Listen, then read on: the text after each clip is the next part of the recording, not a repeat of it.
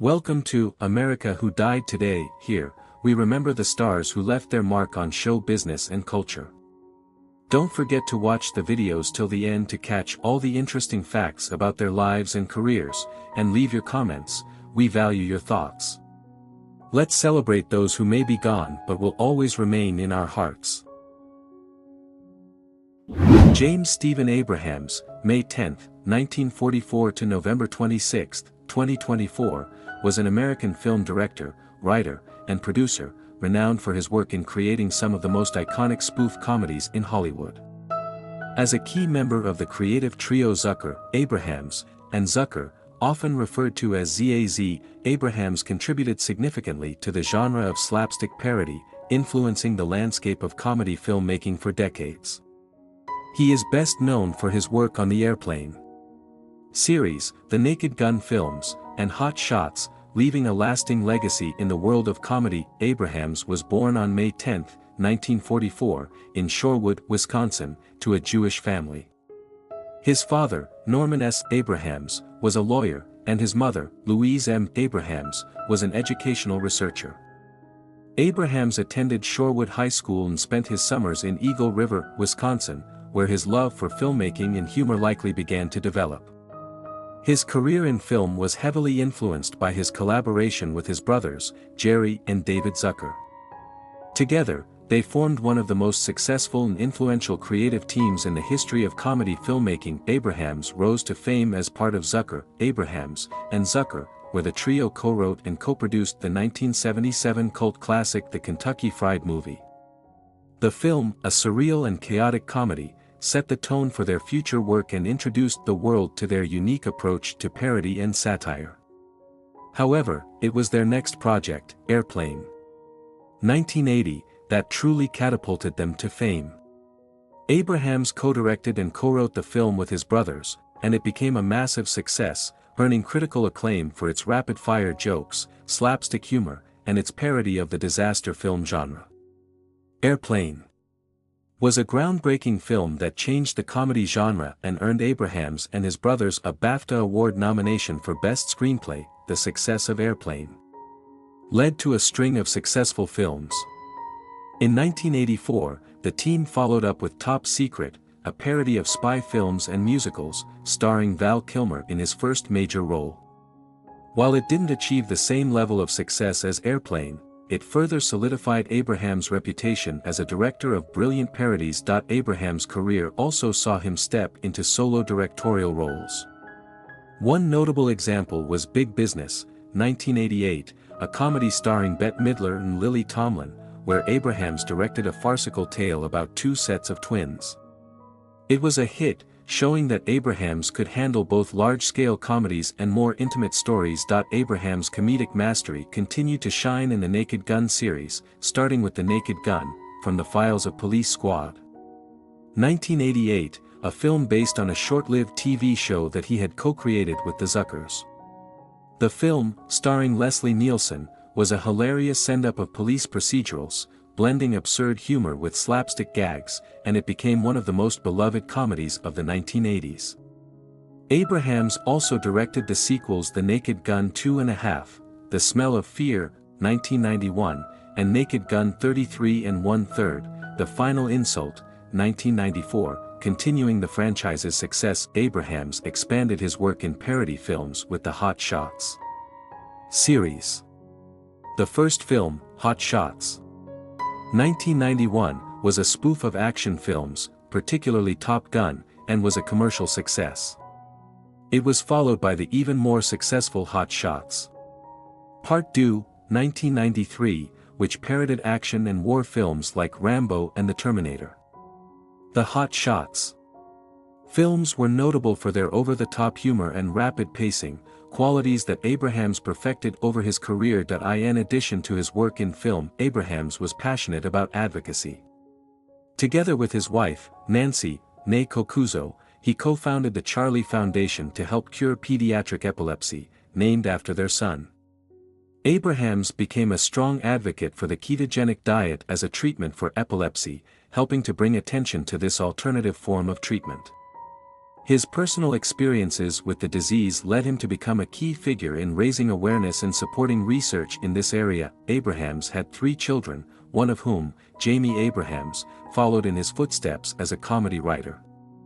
Throughout his life, he maintained a connection to his roots in Wisconsin, frequently spending time in Eagle River. James Stephen Abrahams passed away on November 26, 2024, at the age of 80. He died from leukemia at his home in Santa Monica, California, after battling the disease for 20 years. At one point, he had gone into remission, but the disease ultimately returned.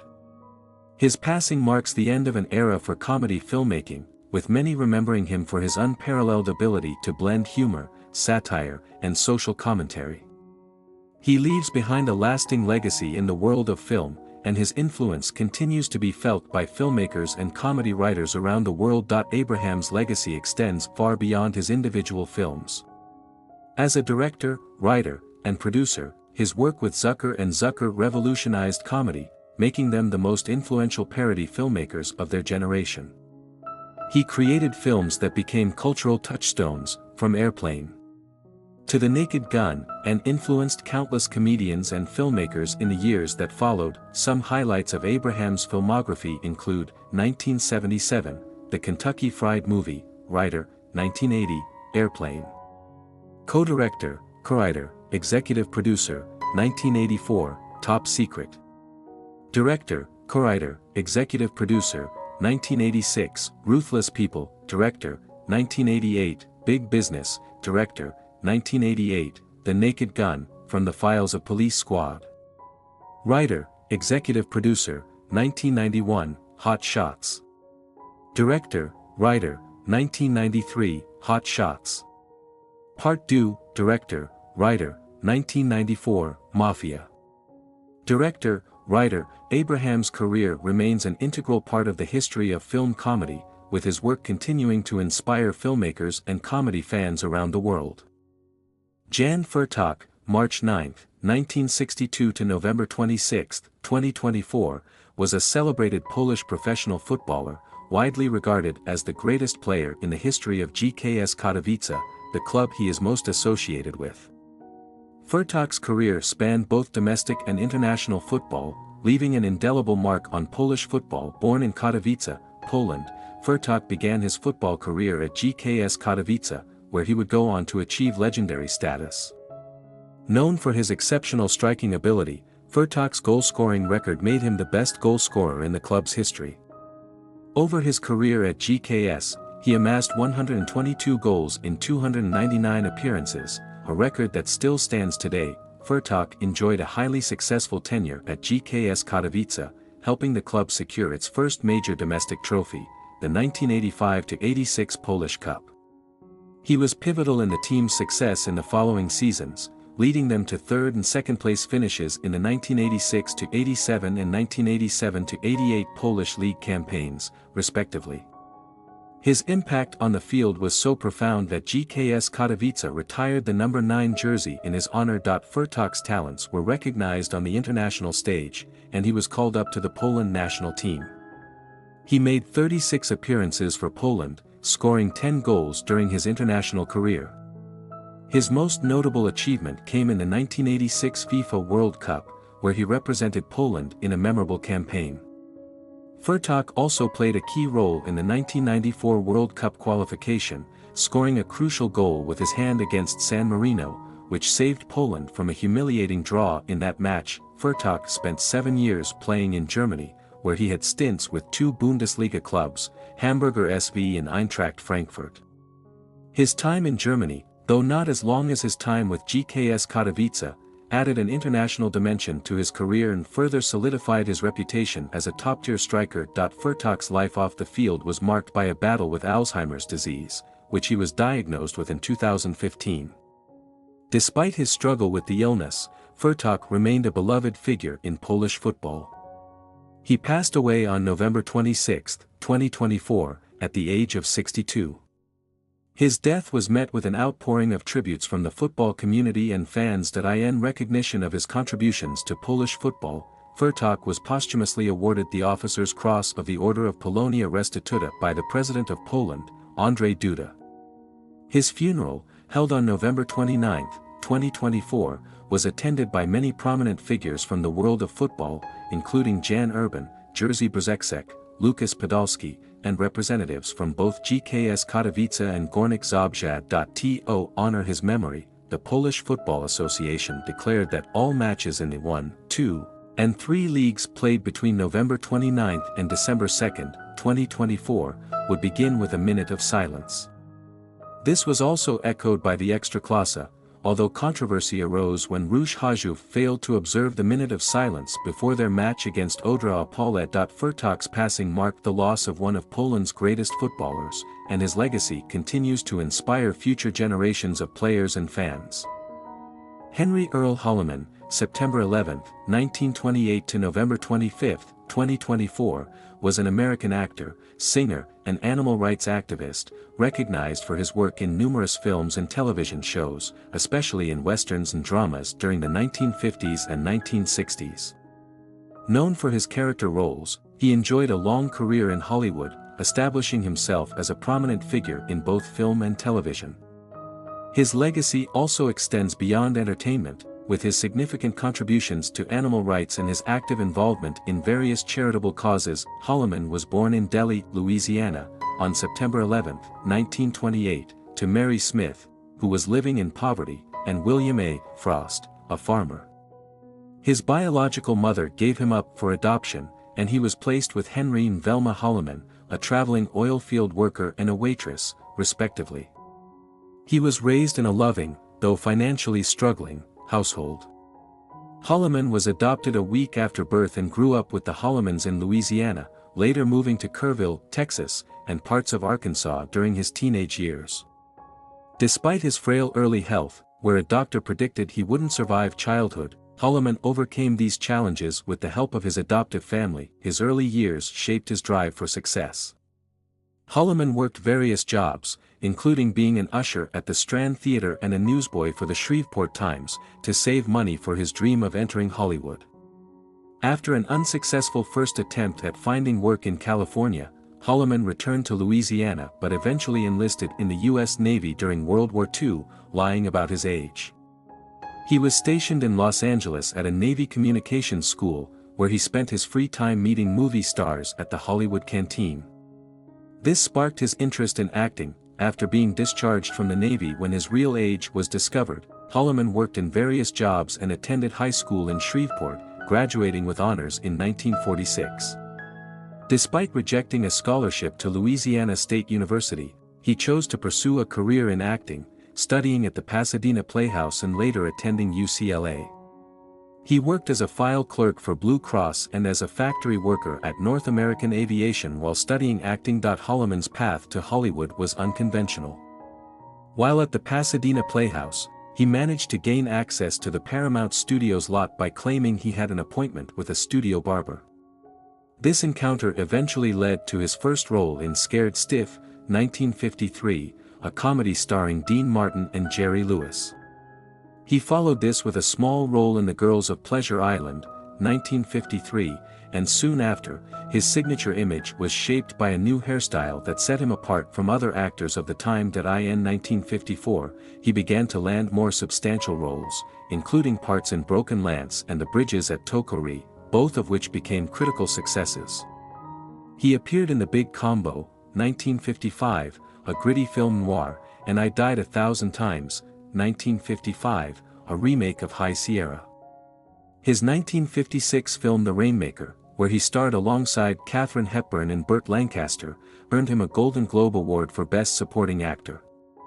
His performance as a shy rancher's son who must summon courage to stand up to his overbearing brother was praised for its depth, and it marked a turning point in his career. Holliman went on to appear in several more notable films, such as Forbidden Planet, 1956, Giant, 1956, Gunfight at the OK Corral, 1957, and The Sons of Katie Elder, 1965. He played a wide range of characters, from a deputy in Gunfight at the OK Corral to a timid, troubled man in Last Train from Gun Hill, 1959. His role in Giant as the gentle and humble son-in-law of Rock Hudson's character helped solidify his reputation as a versatile actor in the Western genre. a genre that defined much of his career. Throughout the 1960s and 1970s, Holliman continued to make appearances in films and television. He was part of the cast in the war drama Anzio, 1968, and the TV movie The Desperate Mission, 1969. He also had notable roles in Sharky's Machine, 1981, and Gunsmoke, Return to Dodge, 1987. He became a familiar face to TV audiences, appearing in guest roles in series like The Twilight Zone, Gunsmoke, and Murder, She Wrote. Holliman's television career began in the late 1950s with roles in series such as Hotel de Paris, 1959 to 1960, and Wide Country, 1962 to 1963. He gained significant recognition in the 1970s when he starred as Sergeant Bill Crowley in the popular police drama Police Woman, 1974 to 1978. In this role, he worked alongside Angie Dickinson, portraying a supportive superior officer to her undercover detective character, Pepper Anderson. Holliman's portrayal of the tough, empathetic Crowley was praised, and the show became a landmark in his career. He later appeared in the Police Woman Celebrity Roast in 1977. In addition to Police Woman, Holliman made numerous guest appearances on television throughout the 1970s and 1980s. He was featured in several TV series, including The Thorn Birds, 1983, Murder, She Wrote, 1991 and 1994, and Caroline in the City, 1996 to 1997. He had a recurring role on the latter show as Fred Duffy, the father of the title character, and was also part of the 1990s TV series Night Man. Holliman's television presence extended beyond acting. He was a frequent guest on game shows like Hollywood Squares, where he became known for his humorous and occasionally deceptive answers. He also appeared on the $25,000 Pyramid and the $100,000 Pyramid during the 1980s and 1990s. In addition to his acting, Holliman enjoyed a brief but successful career as a singer in the late 1950s and early 1960s. He signed with several record labels, including Capitol Records and Hi-Fi, and released a number of singles. Some of his songs included A Teenager Sings the Blues, I'm in the Mood for Love, and Wanna Kiss You Tonight. His musical career was marked by his smooth voice and ability to blend in with the crooner styles of the time. Despite his early success in music, he eventually focused more on acting, though he occasionally performed songs in TV appearances. Beyond his work in film and television, Holliman was deeply involved in activism and charitable causes. He was a vegetarian and an outspoken animal rights advocate, serving for over 25 years as the president of Actors and Others for Animals, an organization dedicated to protecting animals. He was also a strong proponent of environmental conservation, speaking out against the use of animal fur in fashion. Holliman was known to personally care for injured animals, including nursing pigeons and caring for a blind opossum. Holliman also had a long history of supporting Toys for Tots, serving as its national honorary chairman in the late 1970s. He was a fixture in the Los Angeles community, regularly helping organize charity events, including Christmas meals for the less fortunate. His work with animal charities and his dedication to improving the lives of animals was a key part of his legacy, one that was respected by both his colleagues and the public. Throughout his life, Holliman kept much of his personal life private. In the 1960s, he spent time living in Paris, where he embraced French culture. He was known for his friendly and down-to-earth personality, and many of his colleagues spoke highly of his generosity and kindness. Holliman never publicly disclosed details about his personal relationships, but in 2015, it was revealed that he had a male spouse, Craig Curtis. Holliman died on November 25, 2024, in hospice care at his home in Studio City, California, at the age of 96. His husband confirmed his passing to The Hollywood Reporter. Henry Earl Holliman left an indelible mark on both the entertainment industry and the world of activism. His versatility as an actor, his contributions to animal rights, and his role in charitable works have made him a beloved figure in Hollywood. From his breakthrough performances in The Rainmaker to his lasting legacy in television, Holliman's career spanned decades and touched the lives of many people. His work continues to inspire future generations of actors and activists alike, and his memory will live on through his films, television roles, and humanitarian efforts. Samuel Leroy Jackson, born December 21, 1948, in Washington, D.C., is one of the most recognizable and influential actors in modern Hollywood. With a career spanning over 5 decades, Jackson's iconic roles in both independent films and major blockbusters, as well as his powerful presence on screen, have cemented his status as a cultural icon. Known for his versatility, intensity, and distinct voice, Samuel L. Jackson has become a household name, an actor whose career transcends genres and generations. This article explores his early life, career milestones, contributions to film, and lasting legacy. Samuel L. Jackson was born to Elizabeth, a homemaker, and Roy Jackson, a former Army worker, in Washington, D.C. Raised in the segregated South, Jackson grew up in Chattanooga, Tennessee, where he witnessed and experienced the complexities of race and inequality. This upbringing would later shape his views and influence the roles he would take on in his career, often playing characters who challenge social norms and confront racial issues. Jackson attended Morehouse College in Atlanta, Georgia, where he initially studied marine biology but later shifted his focus to acting, a decision that would define his future. It was during his time at Morehouse that he befriended fellow actor and activist, Spike Lee, who would play a pivotal role in Jackson's early career. After graduation, Jackson moved to New York City, where he honed his craft, studying acting at the prestigious Juilliard School, one of the nation's top drama conservatories. Although his time at Juilliard was challenging, it provided him with the foundation needed to excel in the competitive world of acting. Jackson's career started with a series of small roles in films and television, often portraying tough, street-smart characters that foreshadowed his later success. His first major breakthrough came in the 1990s when he collaborated with director Spike Lee on Do the Right Thing, 1989, a film that tackled race relations in America. Jackson's portrayal of the boisterous and charismatic Mookie's friend, a role that showcased his knack for delivering powerful, emotional lines, helped him gain attention within the film industry. Despite his early success in the independent film scene, Jackson's career remained relatively low-key for several years. He struggled with personal challenges, including a battle with drug addiction, which he overcame in the early 1990s. Jackson's perseverance in overcoming these struggles made him a more determined and driven actor, one who would later deliver unforgettable performances that would make him a star. The turning point in Jackson's career came when director Quentin Tarantino cast him in Pulp Fiction, 1994. In this revolutionary film, Jackson played Jules Winfield, a hitman with philosophical leanings, delivering some of the most memorable lines in modern cinema. His performance in Pulp Fiction was nothing short of extraordinary, earning him an Academy Award nomination for Best Supporting Actor and marking the start of his rise to superstardom. His charismatic, intense, and often unpredictable portrayal of Jules earned him worldwide recognition and firmly established him as one of Hollywood's top actors. Following the success of Pulp Fiction, Jackson became a sought-after actor, appearing in a wide range of films, including major blockbusters and critically acclaimed indie films. He worked with some of the most prominent directors of his time, including Oliver Stone in Natural Born Killers, 1994, Steven Spielberg in Jurassic Park, 1993, and M. Night Shyamalan in Unbreakable, 2000.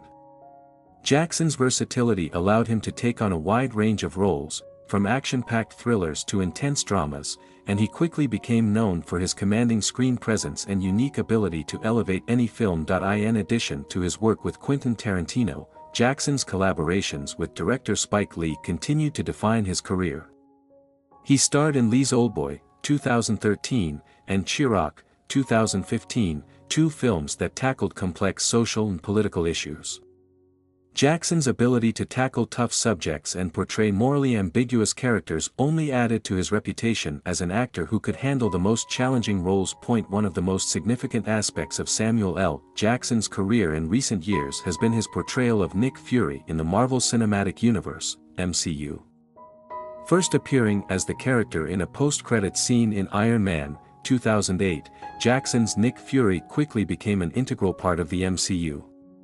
He would go on to appear in nearly every MCU film, including The Avengers, 2012, Captain America, 2011, Thor, 2011, Avengers, Endgame, 2019, and Captain Marvel, 2019. Jackson's portrayal of Nick Fury, a no-nonsense leader of S.H.I.E.L.D., was a defining element of the MCU. His commanding presence, paired with his distinctive voice, made him one of the franchise's most iconic characters. Jackson's role in the MCU helped to further cement his place in pop culture, and his partnership with Marvel Studios has allowed him to reach a whole new generation of fans.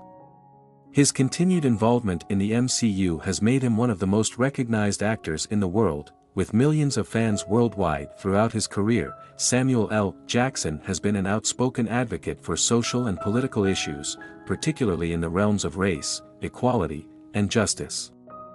As an African-American actor in Hollywood, Jackson has used his platform to speak out against racial inequality, both in the film industry and in society at large. He has been an active participant in civil rights movements and has often used his roles in films to bring attention to issues such as police brutality, systemic racism, and the need for diversity in Hollywood. Jackson's activism extends beyond his film roles. He has been an outspoken critic of both the entertainment industry and the government. His involvement in campaigns for social justice, particularly those aimed at improving the representation of Black people in media and fighting racial discrimination, has made him a prominent public figure who is not afraid to speak his mind. In addition to his political advocacy, Jackson has also been a vocal supporter of several charitable causes, including the arts, education, and the fight against HIV/AIDS. His commitment to using his platform for positive change has made him not only a successful actor but also a powerful voice for progress. Outside of his acting career, Samuel L. Jackson leads a relatively private life, though he is known to be a family man.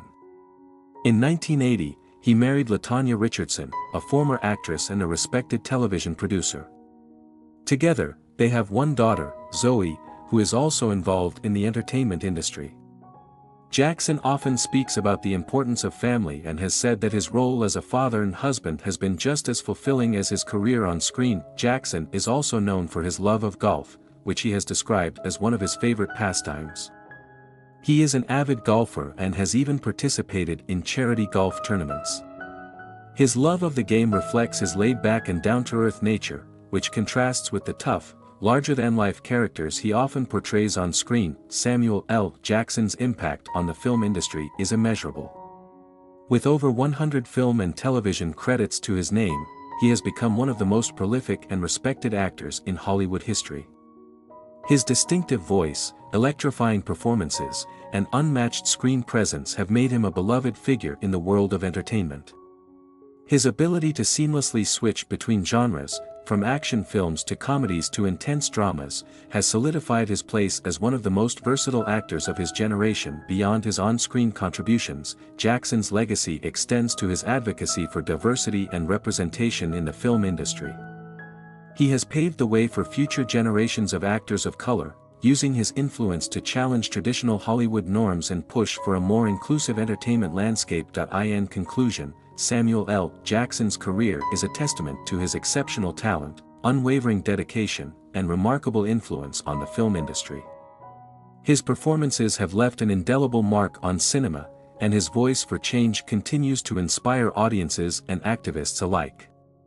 Whether playing a ruthless hitman, a heroic leader, or a mentor to young superheroes, Jackson's legacy will undoubtedly remain a powerful and enduring force in Hollywood for many years to come. Thank you for watching this video. May the memory of these outstanding people continue to inspire us all. We cannot change the course of time, but we can keep in mind their contribution and significance. If this video has affected you or you want to know more, don't forget to subscribe to our channel and leave a comment. Let's continue to share their stories and keep the memory of them together. See you soon, and remember that those we love never leave without a trace.